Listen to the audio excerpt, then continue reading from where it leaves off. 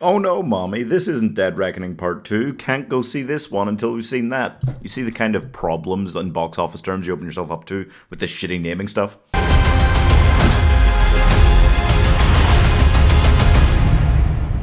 I need you to trust me. One last time.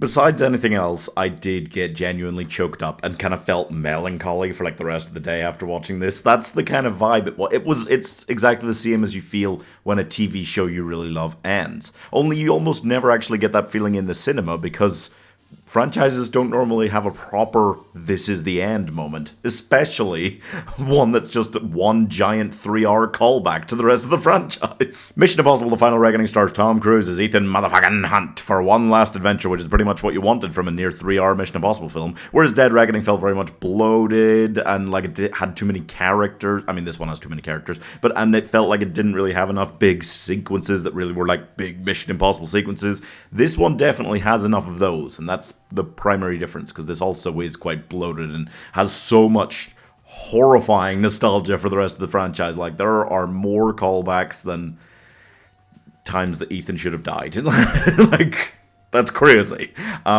So he does. He has the cruciform key, and he knows what it does, but he needs his team to go and find where the Russian submarine is and then guide him to it in the most convoluted way possible, while he just bounces around between important US Army figures who basically all go, huh? And who you'll always be like, ooh, that's insert character name here from insert TV show name here. Like, constantly, so many of them. I don't know why there's that many characters in this, it's crazy. But anyway, so then he finds it, and basically we go into a totally different film. We enter a survival film for 30 minutes, which is, pun intended, the most breathtaking thing you'll ever see. I always love a Mission Impossible film that feels like it's got distinct acts. I've been saying that the whole past week. And this very much felt like it had the setup act in London, which was relatively slow. A lot of exposition to catch us back up to, everything that happened in Dead Reckoning. But it was well done. And then you have the kind of middle sequence, which I guess was a lot of build up towards the submarine, but can basically be described as the snowy places sequence. And, it was long. And it felt like one of those sequences then that the characters themselves and the film are building up to it so much that it can't possibly be that good, and then it was anyway. No matter how much they built up expectations, it was better than you could have imagined. I think there's only 2 words spoken that entire half hour. Missile tube. And it's just so good. I was convulsing in the cinema. I was saying to myself, first time ever I think I've actually said that to myself in the cinema, oh my god, he can't possibly actually survive this. Like, it's that good at just being a straight-up survival film at that point. And then after that, they kind of reset and build towards their big South African finale. So it feels quite like there are distinct acts in there. And if you told me that this franchise was going to finish in South Africa, I would have said, huh? But I mean, I mostly was just assuming that one day there'd be a reason for Ethan to break into the White House or something. But anyway, it's just, it took a lot of notes, I feel like, from Fallout and that finale. It was Ethan going airborne against his arch rival to get something that helps his team, who have to do something at exactly the right moment that he's doing another thing to stop everything going horribly wrong. Okay, so it just ripped off Fallout blatantly, but yeah, it worked. This is a film that is obsessed with the franchise and with being the final entry in it. You've never more definitively come out of the cinema and gone, well, they're not going to make another one.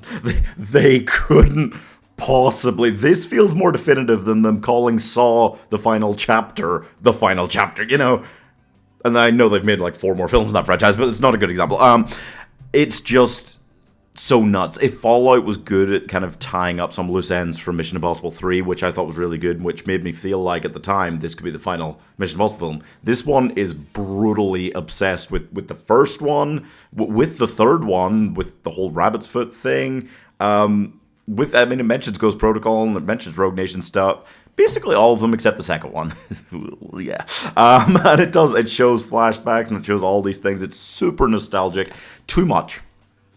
I love this franchise so much, and I loved that they were really setting this up as the big final entry. And even I came out of the cinema feeling like they did way too much of the nostalgia stuff. It was overkill. It was a lot. I love this franchise. I did get genuinely choked up in the cinema watching it end. I'm glad that they left the kind of ending itself as quite simple compared to a lot of it. I do feel like these last 2 entries, the writing has just been clunky. And there's been so much expositions, they're so long, that maybe they are a little bit weaker than the kind of trilogy, I guess, almost, of Ghost Protocol, Rogue Nation, Fallout.